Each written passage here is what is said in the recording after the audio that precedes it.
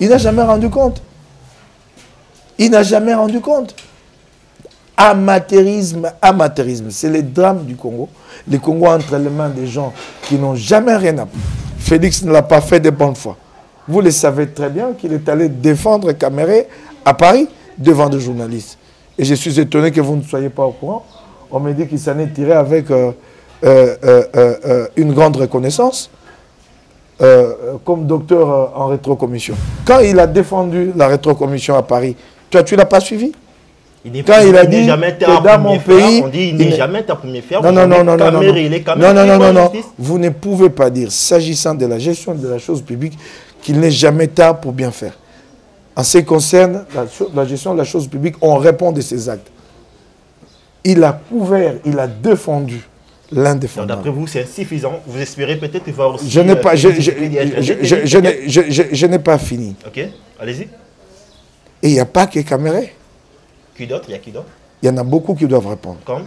Oh, je n'ai pas là, moi, à faire de l'inquisition ici. La justice est en possession des dossiers de plusieurs autres qui doivent répondre. Ce n'est pas à moi de faire de l'inquisition ici. Mais en même temps, celui-là qu'on cherche à faire passer ici pour le champion anticorruption, moralement et politiquement, il est responsable de ce que Caméré a fait. Caméré l'a fait sous sa responsabilité. Et ce n'est pas normal que Caméré, au 3e jour de sa détention, garde encore son costume de directeur de cabinet. Il fallait exiger de lui qu'il démissionne. Dans la décision de Godé à mon encontre, n'a jamais été adoptée à une quelconque suivante plénière. Il a tout faux, il va être encore condamné. Okay, très bien. Il va être encore débouté. Je vais être réhabilité sur cette suspension. Okay, merci. Ça, c'est sûr.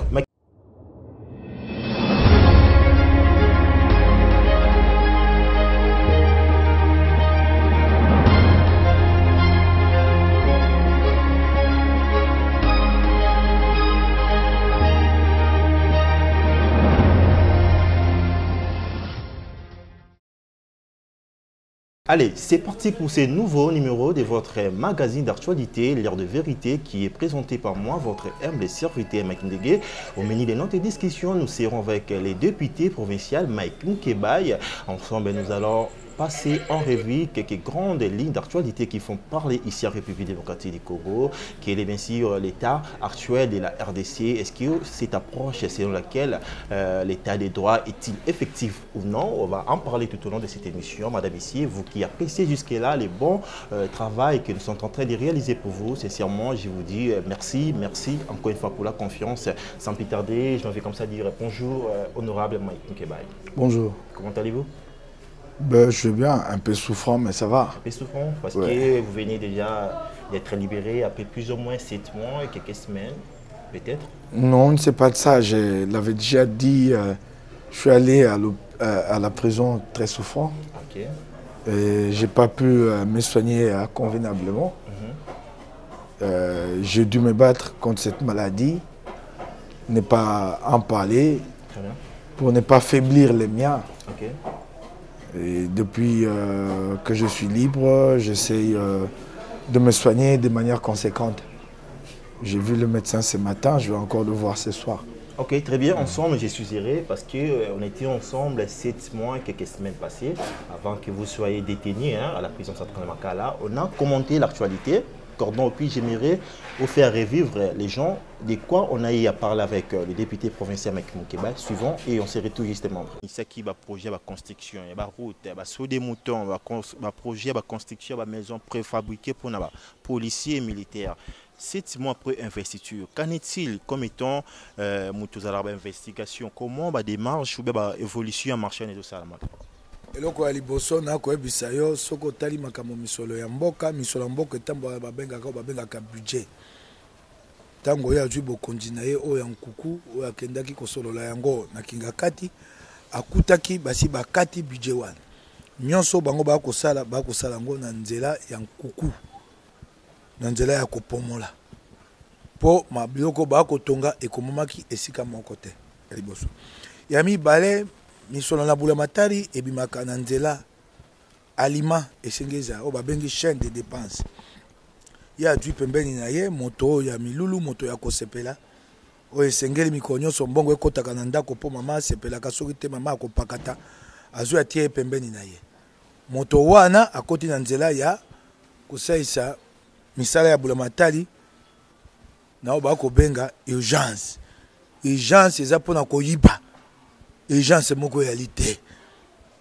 urgence elingo bate abimisi misolo moto atali te epai bapesi misolo moto atali te yango omoni tobandaki koloba yango kobelela banda libandela te soto moton eyali eloko bakosala mpona moyibi lelo bomoni yango te wapi esika mosala ekosama mwa mosala moke na pompage moke ekozwa ata mibu mibale po esila epai nyonso awa omoni awa mosala moko ekosalama te ye moto oyo apembeni na ye Félix watata wana moto ya bisengo akamati misolo wana apesi epai ya bato bauti osala bakompani besanza mibale awa kompani wana bande etindaki mbongo balobi te sika mbongo 17 millions de dollars ekangami na nzela ya Turquie babi te biloko basombaki te lelo ekangami na nzela ekoya te te Félix abenga ya tuna ye yoka akoba nini na kotambola na taba esika misala ekosala te bato oso basala misala te bakokanga bazongisa mbongo otambola likamoni ya kotambola. Allez, voyez, je pense que l'image ni Babareko s'est ratée. On était là. On avait parlé concernant cette histoire des sauts des moutons, ces projets de maisons préfabriquées pour les militaires et policiers. Aujourd'hui, on va en parler. Est-ce qu'il y a eu des avancées significatives, tant ainsi ou pas?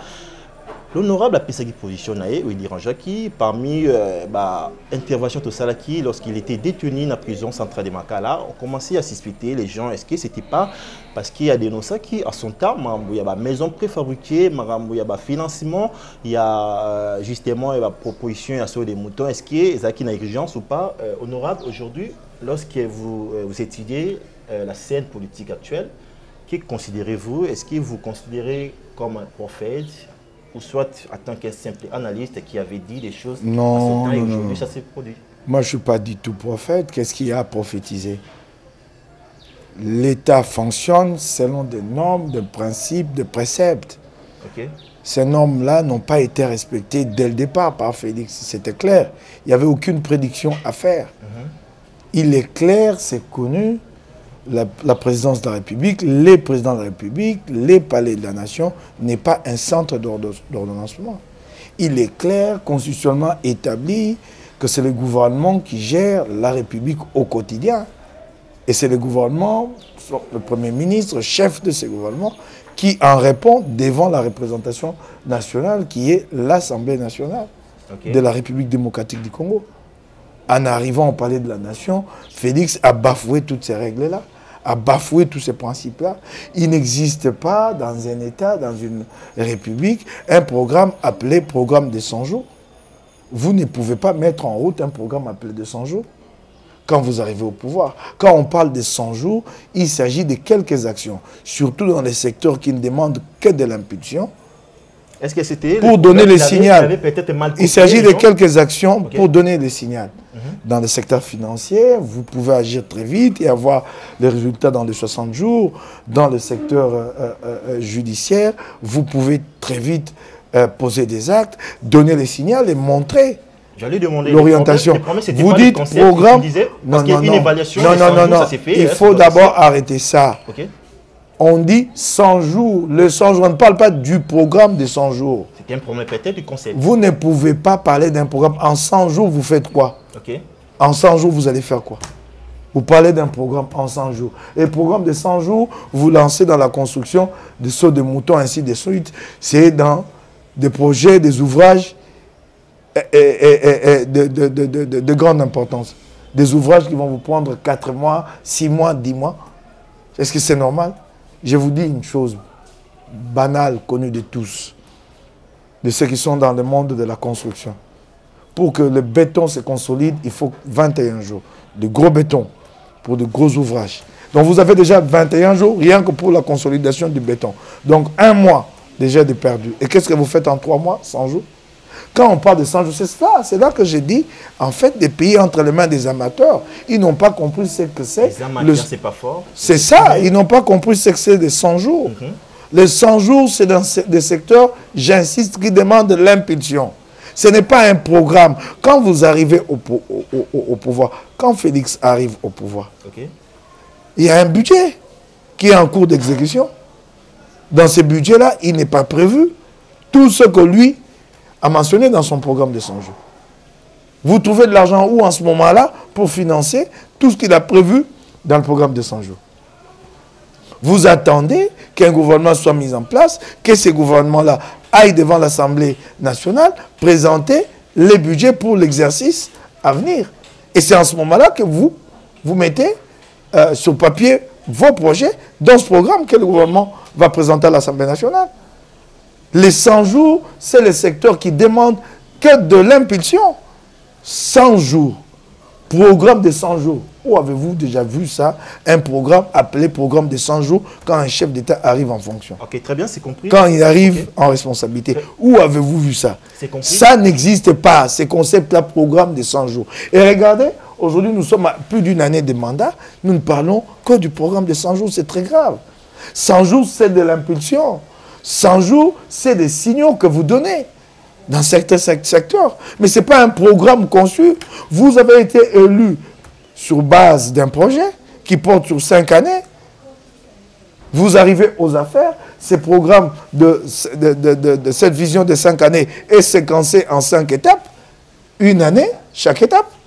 Et chaque année est mise en œuvre à travers le budget du gouvernement. Mais ce programme de 100 jours-là, lui, il a été mis en œuvre avec quels moyens? Ok, très bien. Je pense que vous refusez justement... Et vous remarquerez que lui-même l'a si bien compris qu'il n'a jamais rendu compte sur les 100 jours. Il n'a jamais rendu compte. Il n'a jamais rendu compte. Amateurisme, amateurisme. C'est le drame du Congo.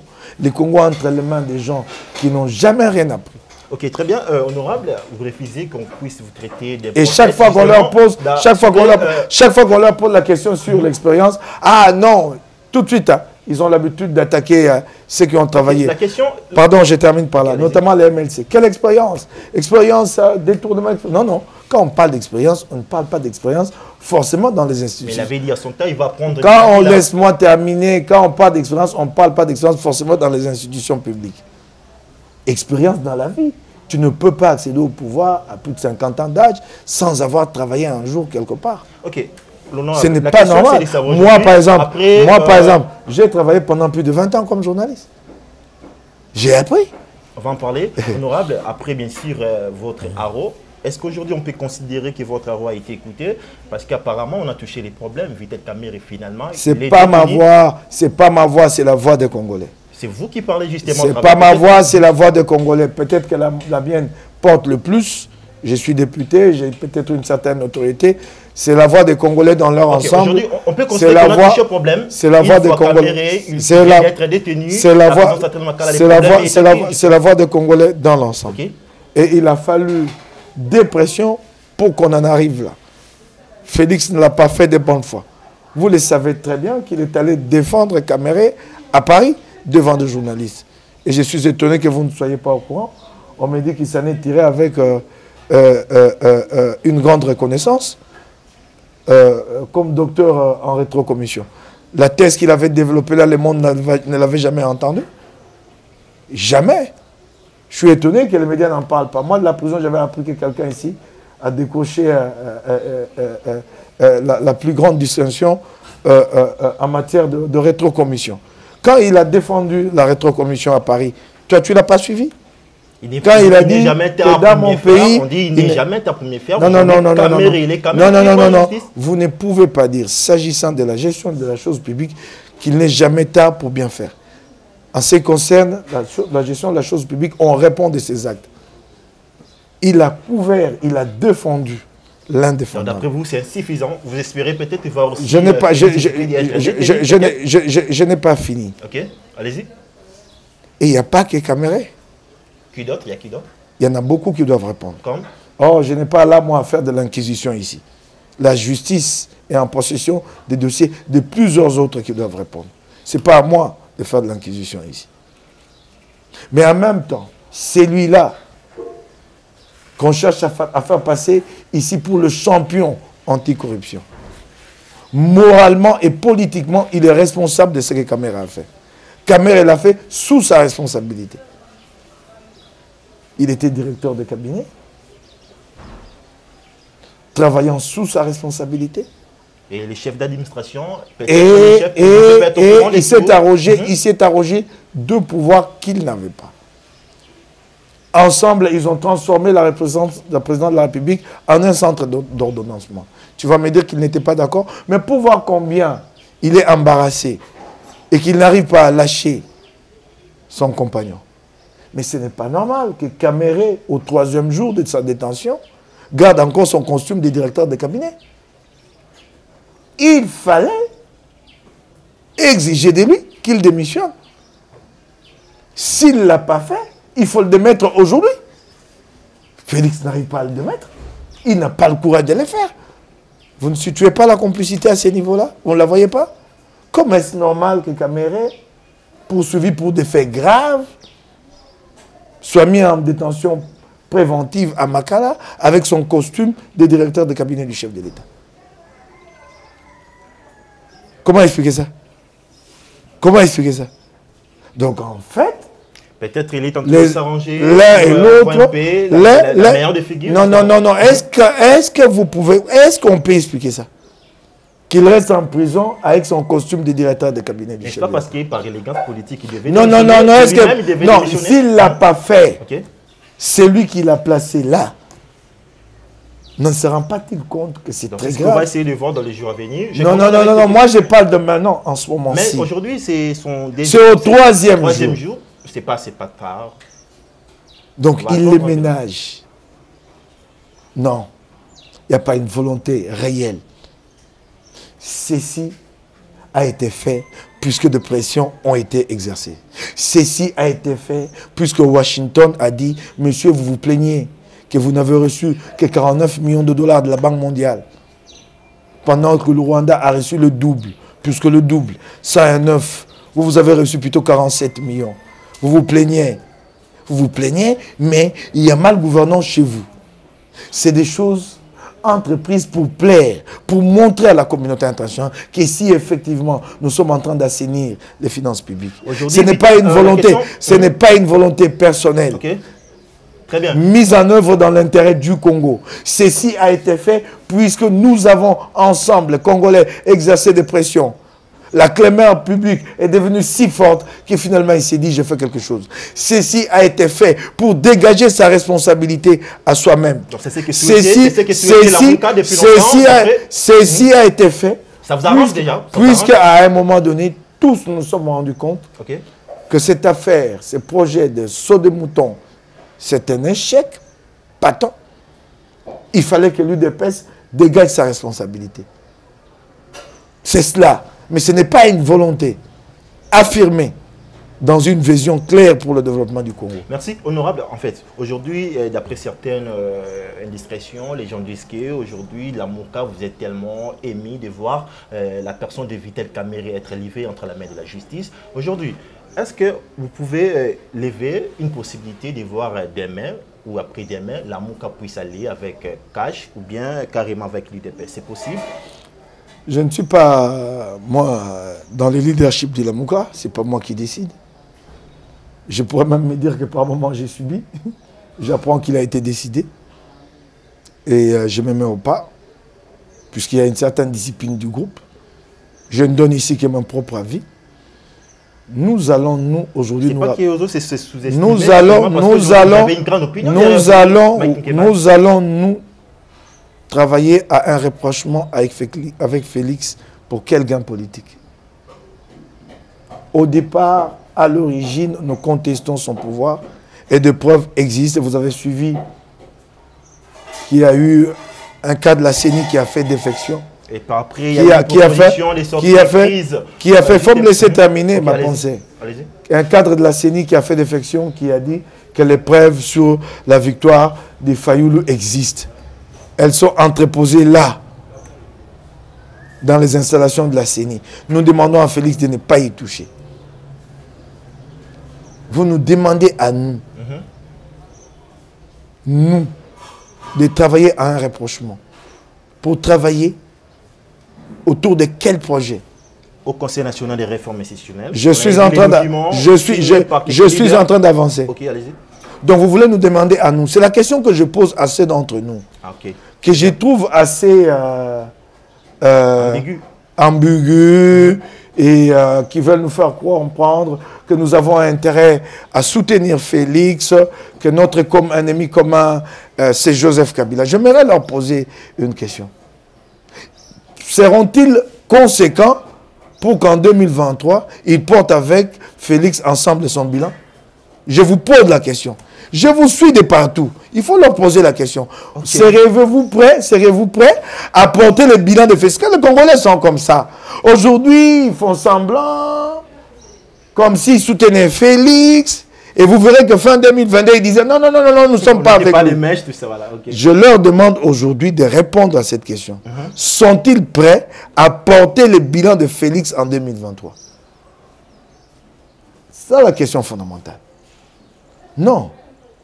Nous, la Mouka, nous avons une ligne. Nous, la Mouka, nous avons à la tête le président élu de la République. Laisse-moi terminer rapidement. Le président élu de la République démocratique du Congo. Si Fayoulou demande des réformes, ce n'est pas dans la logique d'un partage de pouvoir. Nous sommes, oui, c'est un président de fait. Le reconnaître implicitement n'est pas un péché. C'est un président de fait qui s'impose à nous par défi. Alors, plutôt que de bloquer la République, Fayoulou propose une voie de sortie. Mettons-nous autour d'une table. Parce que ce qui est plus grave, ce n'est pas ce que nous avons connu en 2018, avec des élections truquées. Non, c'est ce qui nous attend en 2023. Fayoulou anticipe, il dit, évitons à la RDC une nouvelle crise ou l'aggravation de l'actuelle crise. Quel est le mal à cette proposition? Ce n'est pas travailler avec Félix. C'est travailler à l'apaisement. Travailler à avoir des élections transparentes. Pour qu'à l'issue de ces élections, nous ayons des dirigeants effectivement élus. On comprend encore une fois, vous êtes d'avis qu'il y aurait, vous avez toujours l'envie d'avoir une élection, encore une organisation d'élection en 2023. Est-ce que, pensez-vous c'est pas évident que ce soit 2023. Nous pensions que si ça peut se faire de manière anticipée, ça va aider la République démocratique du Congo à régler cette crise. Justement, on va voir. Mais c'est dommage, nous sommes en face. On va voir si ça va aboutir ou pas, parce qu'il y a certains qui pensent que nous sommes sous occupation, il y a tellement beaucoup d'autorités congolaises qui sont infiltrées par quelques pays frontaliers, je peux citer, le Rwanda, Ouganda, tout ça. Est-ce que, Mike Mukeba, on ne peut pas s'organiser en interne?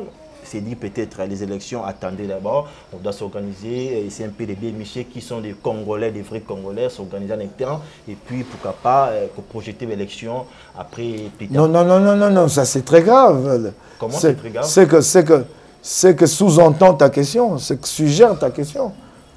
Donc que nous nous arrêtions et procédions à une chasse aux sorcières pour déterminer qui est Congolais, qui n'est pas Congolais. Nous le ferons comment? C'est très compliqué. On a connu beaucoup d'élections. Non, absolument pas d'avoir. Non, c'est très compliqué. C'est comment nous allons les faire comment? Par quel mécanisme? C'est connu. On connaît les citoyens, peut-être Rwandais, Ouganda. Vous dites, voilà. Toi, tu diras que tel est Congolais, tel n'est pas, tel autre. Écoutez, arrêtons ces débats-là. Arrêtons ces débats-là. Cherchons à pacifier le Congo et avoir des élections les plus crédibles pour passer à ce qui est plus fondamental, à savoir le développement de ce pays. Arrêtons ces débats. Arrêtons ces accusations mutuelles. Arrêtons ces velléités de chasse aux sorcières. Arrêtons-le. Ça ne va pas nous aider. Le Congo a besoin de stabilité. C'est facile de le dire pendant que tu es dans un coin à Tchangou ou à Bumba, de le dire. Ce n'est pas facile de le faire une fois au pouvoir. Il y a beaucoup de forces qui entrent en interaction. On a connu des Il y a beaucoup de forces. Laissez-moi. Laissez-moi. Quand vous êtes aux affaires, il y a beaucoup d'éléments qui entrent en interaction. Et ce n'est pas facile. Ce n'est pas facile. J'entends des gens crier. ici et là-bas, ce n'est pas facile de le faire. Soyons le plus lucides possible, les plus rationnels possible pour amener le Congo à la stabilité. Vous ne pouvez pas arrêter tout un pays à plus de 80 millions d'habitants pour commencer à interroger qui est congolais et qui n'est pas. Je ne sais pas comment vous le ferez. Je ne sais pas par quel mécanisme et combien de temps vous le ferez. Le faire, c'est aussi simple que c'est ça. Il faut un jour passer par les recensements. Ce recensement viendra. Mais il ne faut pas fétichiser ces recensements pour penser que c'est le moment d'extirper le Congo de certains qui seraient des infiltrés. Si vous y allez avec un tel procès d'intention, vous allez échouer. Allez-y avec un recensement, nous allons identifier le Congolais. Ceux qui ne sont pas Congolais, ils ne seront pas reconnus comme Congolais. C'est aussi simple que ça. C'est aussi simple que ça. Il faudra le faire. Je me rends compte que ceux qui sont en responsabilité aujourd'hui ont promis l'identification nationale. Nous sommes dans la 2e année du mandat et qu'ils sont incapables de le faire. Mais il faut bien procéder à cette identification nationale et recenser le Congolais. Mais il ne faut pas le faire comme s'il s'agissait d'une chasse aux sorcières. C'est très grave qu'un pays ne sache pas qui sont véritablement ses citoyens. Ça, moi, je m'en indigne. Il faut que nous déterminions la population congolaise. Et d'ailleurs, c'est ça le problème. Quand nous élaborons nos programmes, nos différents programmes de développement, c'est sur des agrégats très aléatoires. Parce que nous ne connaissons pas le nombre de Congolais. Vous devez déterminer le nombre de la population pour pouvoir élaborer des programmes conséquents. Nous devons le faire. Mais n'y mettez pas une certaine dose de chasse aux sorcières. Non, non. Allons-y tout doux. Okay. Les Congolais doivent être identifiés. Okay. Ça, c'est inévitable. Nous devons recenser le Congolais un jour. Vraisemblablement, aujourd'hui, le pouvoir de fait qui est en place n'y arrivera pas. Il faudra le faire demain. Merci beaucoup, milliers d'internautes. Je crois que vous êtes si nombreux l'Esti pour suivre jusque-là les bons déroulements de cette émission. Quand même, nous venons de parler à ce qui concerne la RDC. Vous êtes député provincial, vous étiez détenu à la prison centrale de Makala, vous êtes sorti. Maintenant, en tant que député provincial, quelle est votre vision à vous, en revenant de l'Assemblée provinciale, Mike Nkebal, à cause de la retenue vis-à-vis de cela ou parce qu'il y a qui posent ou bien vous aurez peut-être d'autres visions ou que faire comprendre. Je crois qu'à partir de la semaine, je vais passer aux questions fondamentales en rapport avec l'Assemblée provinciale de Kinshasa, des questions de gestion précises à partir de la semaine prochaine. Et rien n'a changé dans la ligne de Mukebai. Je l'ai d'ailleurs dit que quand je constate combien la ville de Kinshasa est mal gouvernée, je crois que je serai plus virulent qu'auparavant. Je n'ai pas de dents, je n'ai pas de rancune. Virulent en disant peut-être... sur la gestion de ma ville. Vous avez sur la gestion de ma ville, je serai très virulent. Ouais. Rien n'a changé dans la ligne de Mukebai. Je n'ai pas de dents, je n'ai de rancune contre personne. Il y a certaines choses qui se font dans cette... Je n'ai jamais vu Mukebai dire « Excusez-moi si j'ai blessé les gens ». Non, non, non, je l'ai dit, je ne vais pas revenir. Je l'ai dit quand je suis sorti. Okay. Je l'ai dit, ça je l'ai dit, je ne vais pas revenir. Je l'ai dit. Parce que j'ai entendu trop de critiques dans ce sens, peut-être qu'ils ont raison. Je l'ai dit de manière élégante. Mais il s'agit de rapports humains. Okay. Là, je parle des affaires de l'État. Que je vais être virulent en ce qui concerne la gestion de la ville de Kinshasa. Je prends un exemple. Il y a un bâtiment en construction dans les installations de l'Assemblée provinciale de Kinshasa. Où est l'appel d'offres? Posez la question à Godempoy. Où est l'appel d'offres? Il a prétexté une urgence et demandé un avis de non-objection à l'autorité de régulation des marchés. Urgence s'agissant de la construction d'un bâtiment qui devra prendre en principe 1, 2, 3, 4 ans. Urgence, quelle urgence? Appel restreint. Et même l'appel restreint, il n'a pas été effectuer cet appel restreint. J'ai eu accès à la documentation liée à cet appel d'offres. Il est dit quelque part que le déballage des prix devait avoir lieu un certain 15 décembre 2019. Mais le 15 décembre 2019, c'était un dimanche. On signale jusque-là, vous êtes privé de... Laisse-moi, oui, laisse-moi d'abord terminer ça. Le 15 septembre 2019, c'était un dimanche, donc un jour non ouvré. Donc il n'y a pas eu appel d'offres. Et L'urgence mise en avant, elle est où? Puisque les travaux sont à l'arrêt, alors que les fonds ont été débloqués. Ça, je ne m'étairai pas. Sur ça, je ne m'étairai pas, ça c'est clair. Privé de vos salaires, vous comptez initier une action contre ces décisions de Godépoï? Non, je suis en justice contre... Déjà? Oui, depuis, avant mon arrestation. Si la procédure, si ça a pris du temps, c'est à la suite de mon arrestation. Et vous savez que cette décision est illégale et injuste. Rien ne justifie ma suspension de 12 mois.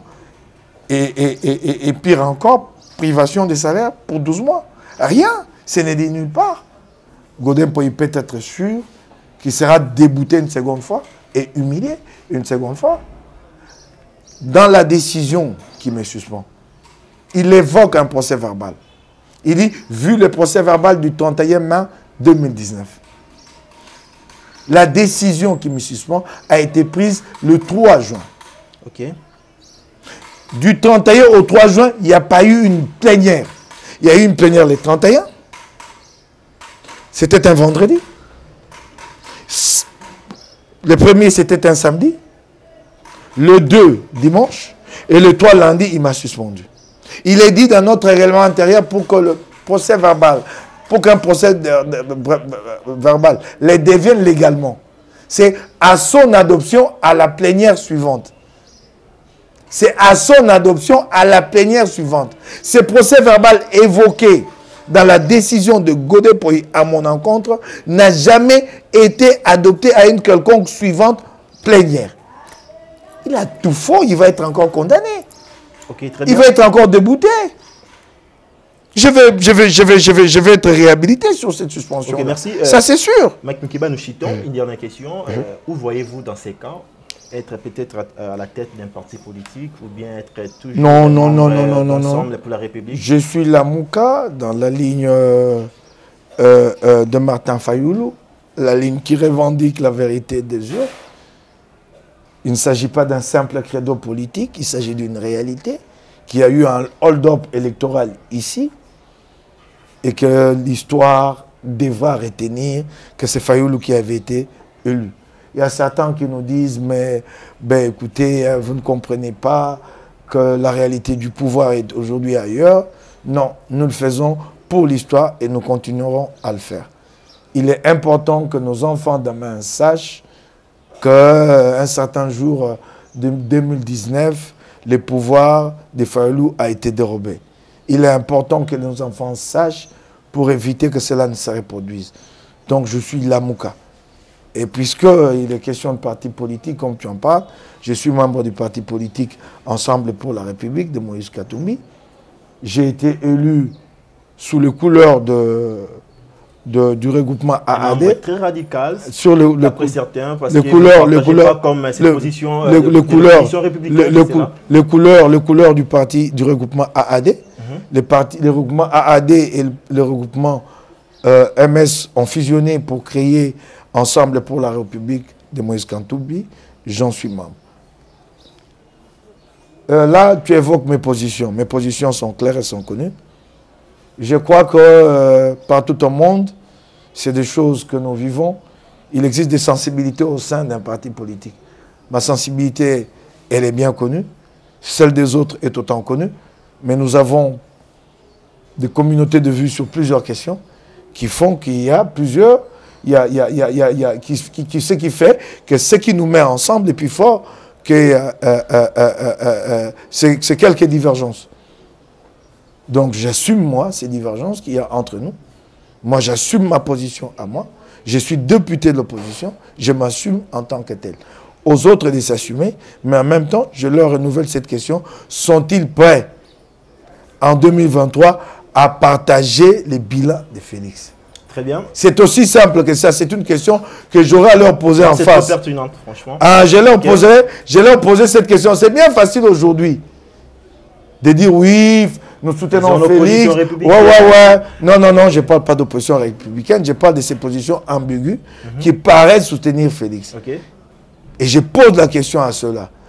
Qu'en 2023, sont-ils prêts à porter le bilan de Félix? Arrêtons Arrêtons ce jeu-là. Aujourd'hui, vous avez une position et vous vous dites entre vous, ok, une année avant, nous aurons le temps de nous démarquer, de dire que nous sommes l'opposition. Non, non, non, non.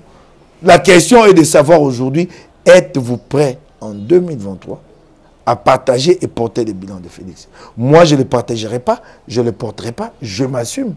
À dater de maintenant, je suis député de l'opposition. Contraire à l'opposition à la suite d'un hold-up électoral.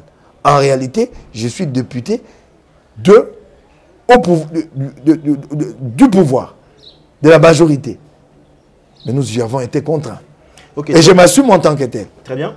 Nous citons déjà. Avez-vous un dernier message à l'endroit de toute la diaspora, pourquoi pas tous les Congolais en général? Non, pas de message particulier. Pas de message particulier.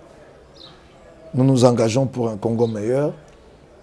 Je suis très flatté par l'engagement de nos compatriotes de la diaspora. Toujours, je leur dis chapeau bas. Très bien. Nous allons continuer ce combat ensemble avec eux pour le faire aboutir. Et nous le ferons aboutir. Ces discours fatalistes, non, non, non, non, non.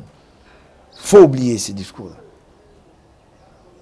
Nous avons les capacités pour transformer ces pays. Nous les avons ici, localement. Ceux qui s'enverront, ceux qui changeront, ceux qui transformeront le Congo, ils ne tomberont pas du ciel, ils ne surgiront pas de la terre. C'est vous et moi. C'est nous. Ensemble, nous allons changer ce pays. Il est possible. Mais je voudrais que le Congolais mette en tête une chose. Arrêtons de dire que nous sommes un pays riche. Créons la richesse. Et la première richesse, c'est l'intelligence.